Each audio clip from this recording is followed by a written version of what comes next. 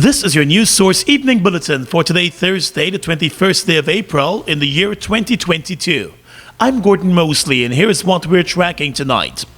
On the heels of an announcement by President Irfan Ali that he plans to meet with the opposition leader Aubrey Norton within weeks to discuss the reconstitution of several commissions, as well as the appointment of a substantive police commissioner, the opposition leader, while welcoming the proposed meeting, today said the meeting should go beyond that and discuss other critical issues that remain unresolved. During a press conference, the opposition leader Aubrey Norton said he is willing to fulfill his constitutional responsibilities, where he is mandated to meet with the president. But it is also important that other issues are raised. Meeting with the president, should they occur, must extend beyond the appointment of commissioners and judges.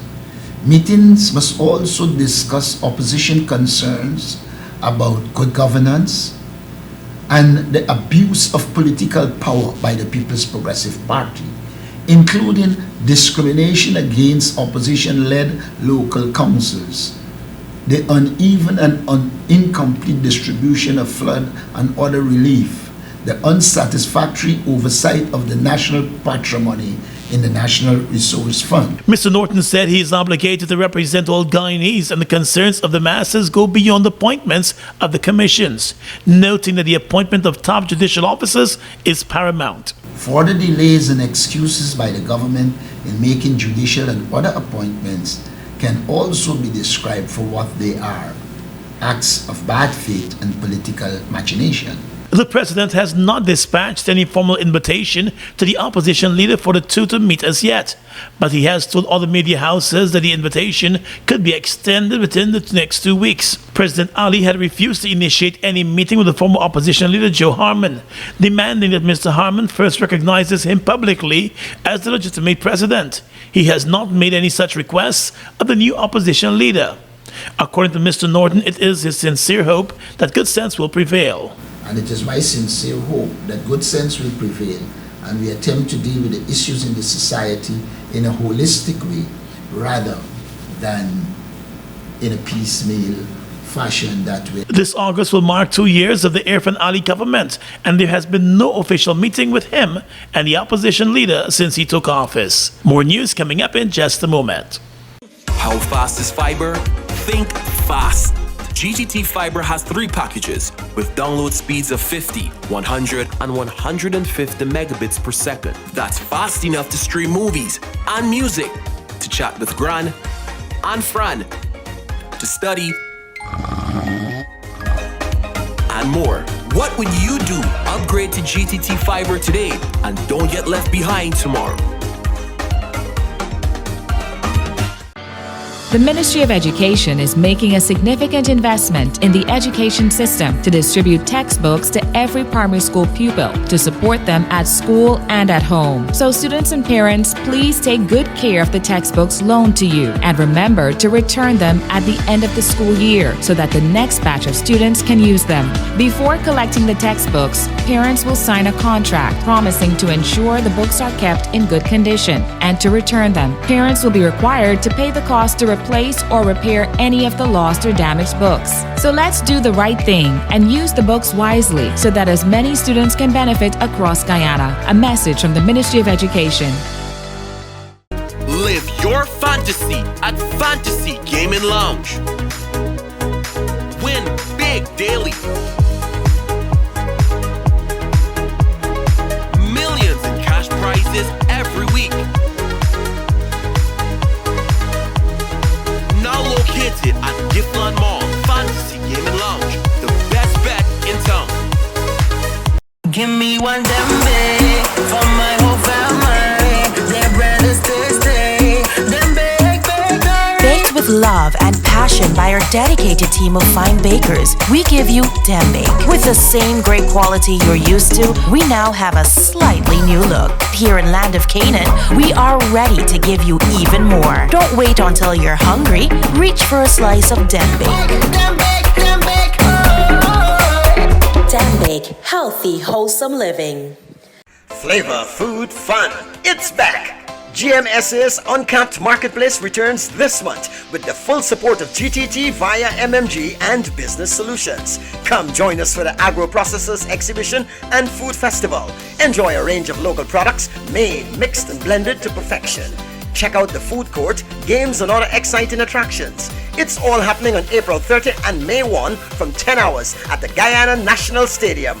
Admission absolutely free. Laughter is the best medicine to relieve some of your stress. Cigars and Cognac, Eco Bar and Lounge presents Comedy Tuesdays this and every Tuesday, featuring Chow Pao, Mark Edwards and others. If that's not enough, come sing your heart's content at our Karaoke Wednesdays. Every Wednesday is a song-filled Wednesday with lots of prizes to be won. Or enjoy our Cocktail Thursdays, the Cigars and Cognac way, with over a dozen mixtures to choose from. Buy one cocktail and get the other one free, with entertainment provided by Gully Raps. Don't waste another Friday night. Kickstart your weekend at Cigars and Cognac, Champagne City. Bottle special all night on Moet and Belair Rosé as top DJs entertain the house to keep the vibes pumping as the champagne flows. This and every Friday, Champagne City. Come, enjoy the vibes at your favorite entertainment spot. Laugh, have a beer, enjoy mouth-watering cutters at Cigars and Cognac. For reservations, call 678-4792.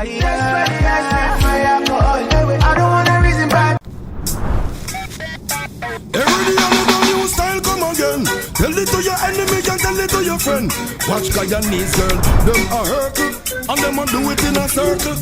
Watch me, missing each and every year. Flashback come again. Tell it to your enemy and tell it to your friend. Well, if you're ready for the party, yeah then. Flashback, tell them a the trend. Pala missing. This are not a butterfly nor no bees. No girl can whine like Guyanese. Watch the young them a do it in a circle.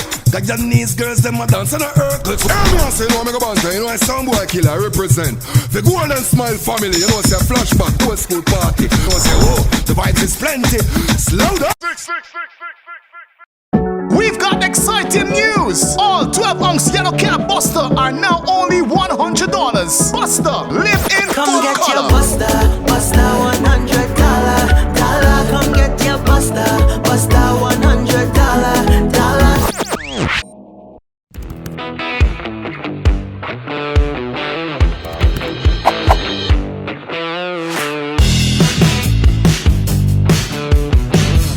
While Guyana could become the leader in climate change due to its forest assets and low emissions, the country still remains behind in the fight against climate change when it comes to the energy mix. That's according to the U.S. Ambassador Sarah Ann Lynch.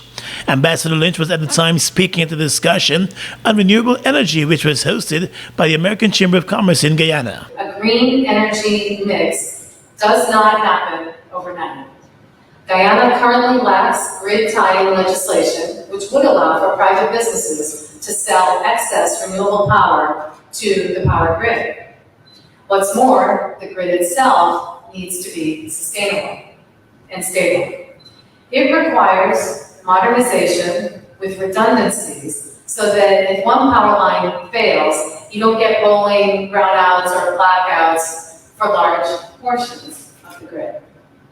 An updated grid must also be able to handle power fluctuations and adjust for the ebbs and flows of all kinds of power and unexpected disruptions. The U.S. ambassador said that most of the burden is on the shoulder of the government, and there's a lot that needs to be fixed in the sector. So clearly, part of the transition burden falls on the government of Guyana and the public utility, Guyana Power and Light, to execute the necessary planning and investment into public infrastructure. Guyana's climate emission footprint remains small, even as the country uses some 170 megawatts of power, and the majority is produced by heavy fuel oil.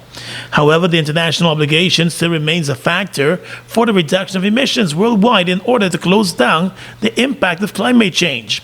Under the circumstances, Guyana's contribution to the fight remains to seek renewable energy and reduce deforestation.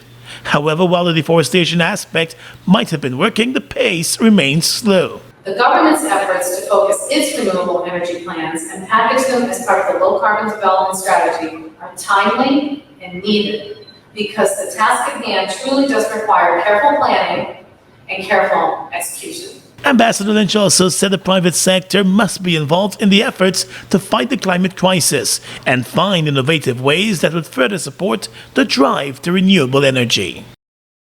Let's tell you now that the Guyana Fire Service has determined that a fire at Bachelor's Adventure, which claimed the life of 50-year-old Nicola Marshall, was deliberately set. A suspect has not been identified. In a statement today, the fire service said it was summoned to the scene of the fire just before 1 p.m. on Wednesday, and it dispatched a fire tender from its Melanie Fire Station on the East Coast. The house was a one-floor wooden structure, which was occupied by 2 persons. The building and all of its contents were completely destroyed, and one of the occupants, Nicola Marshall, lost her life in the blaze. The Guyana Fire Service said it would like to remind citizens that there are harsh penalties attached to arson attacks, and once identified, perpetrators will face the full brunt of the law. The investigations into the deadly fire are ongoing, with the police also joining the probe. Well, after a 2-year absence owing to the COVID-19 pandemic, one of Guyana's premier family events, the Mother and Daughter Pageant, is returning to the stage of the National Cultural Center on the 7th of May. This year will mark the 29th edition of the pageant, which was founded by educator Mrs. Ingrid Fang, but is now hosted under Super Stylistics. This year's event is receiving the support of the Ministry of Culture, Youth and Sport, GTT, Chang's Global, and Mohammed's Enterprises. At the launching ceremony this afternoon, coordinator Mrs. Ingrid Fang said she's pleased to see the return of the pageant following all of the uncertainty that gripped the nation during the past years of the pandemic. It was hard. It was hard. And our patrons were really pushing us, what can you do, what can you do? But, our hands were tied. We were thinking about our safety, our health, and our life. So as soon as we were aware that we can get that little opening, mind you, we were thinking of something virtual, but then we were wondering how would that be? We need an audience, we need applause. And we were wondering that, but now the time is here, and we will deliver. Mrs. Fang added that with the return of the Mother and Daughter Pageant, patrons will be part of something good. That good, according to the order organizer, Dr. Sulan Fang, will focus on the opening of the space to support the growth of family and family support. We realize that mothers and daughters, they're nothing without their families. So we actually push familyhood. So the entire family would come out to support the mothers and daughters. And we also have a segment in the show where we honor other members of the family other than mothers and daughters. The pageant features 3 categories, with the junior category being sponsored by GTT and the middle and senior categories receiving the support of the Chang's Global Company. The pre-pageant red carpet event will be hosted and sponsored by Mohammed's Enterprise. Additionally, the Ministry of Culture, Youth and Sport is lending its full support to the event. One of the government's projections is for Guyana to become the center or the hub for entertainment in the Caribbean. And so it's only fitting for us to identify high quality products and partner with those persons to help them to expand, also to improve the quality of what they're giving to the public, and so that in years to come, the Super Stylistics Mother and Daughter pageant will not be a pageant that just attracts an audience from Guyana, but we'll see persons traveling from further afield to attend this prestigious event. Tickets are already on sale for the event at the National Cultural Center.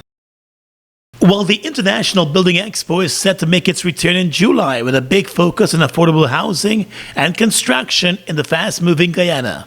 The expo was launched last evening by the Ministry of Housing and Water at the Pegasus Hotel. In his address at the launching, President Irfanali said the expo is designed to showcase the development trajectory of the government from a construction perspective, so that persons in the private sector, the banking sector, and the commercial sector can align their vision and align their business model with the government's plans and programs. Also been able to develop our own technology, and we've been able to perfect our own art here in Guyana. So we are perhaps, I will say, in the top 10 tier of affordable housing the cost per square foot for affordable housing globally. And President Ali also announced plans by the government to roll out a new innovative model that will see the construction of 300 homes to be used as rental properties during the Caribbean Premier League Cricket Carnival in September, as the demand for accommodation grows for that period. We're looking at a way in which we can marry cricket with uplifting people out of poverty. So we are setting aside land to build 300 prefab homes. Now, the prefab homes will be used during cricket to host people, to rent. And the revenue from that rental will go as down payment to the banks for the poorest persons. The houses are expected to accommodate the hundreds of visitors who are expected for the Cricket Carnival. The president also pointed out that the revenues earned from the rentals will then be used as a down payment at the commercial banks for housing solutions for the poorest families. These are the things that will really change the face of the country. And the Ministry of Tourism is also working with several agencies to convert private homes into bed and breakfast facilities in time for the Cricket Carnival. Flavor, food, fun. It's back. GMSA's Uncapped Marketplace returns this month with the full support of GTT via MMG and Business Solutions. Come join us for the Agroprocessors exhibition and food festival. Enjoy a range of local products made, mixed and blended to perfection. Check out the food court, games and other exciting attractions. It's all happening on April 30 and May 1 from 10 hours at the Guyana National Stadium. Admission absolutely free. Every day I new style come again. Tell it to your enemy and tell it to your friend. Watch Guyanese girl, them a hurtle, and them a do it in a circle. Watch me, missing each and every year flashback come again. Tell it to your enemy and tell it to your friend. Well, if you're ready for the party, ya then flashback, tell them a the trend. Follow me sing. This are not talking about a fly nor no bees. No girl can whine like Guyanese. Watch the girl, them a do it in a circle. Guyanese girls, them a dance in a circle. Hear me and say, you know, make a banter, you know, I sound boy killer, I represent the Golden Smile family, you know, say a flashback, old school party. You know, say, oh, the vibes is plenty. Slow down. Live your fantasy at Fantasy Gaming Lounge. Win big daily. Millions in cash prizes every week. Now located at Giftland Mall, Fantasy Gaming Lounge, the best bet in town. The Ministry of Education is making a significant investment in the education system to distribute textbooks to every primary school pupil to support them at school and at home. So students and parents, please take good care of the textbooks loaned to you and remember to return them at the end of the school year so that the next batch of students can use them. Before collecting the textbooks, parents will sign a contract promising to ensure the books are kept in good condition and to return them. Parents will be required to pay the cost to replace or repair any of the lost or damaged books. So let's do the right thing and use the books wisely so that as many students can benefit across Guyana. A message from the Ministry of Education. We've got exciting news! All 12-ounce yellow cab Buster are now only $100. Buster, live in Come full get color. your Buster, Buster $100. Come get your Buster, Buster $100. Fuel it up and drive, super 95. Tune up, fuel it up and drive, super 95. Tune up, protect your fuel system, boy. High mileage and performance, boy. Guy Oil Super 95 gasoline gives you more reasons to drive and is available at 56 service stations nationwide. For affordable price, high performance, and high mileage, choose Guy Oil's Super 95 gasoline. Fuel it up and drive.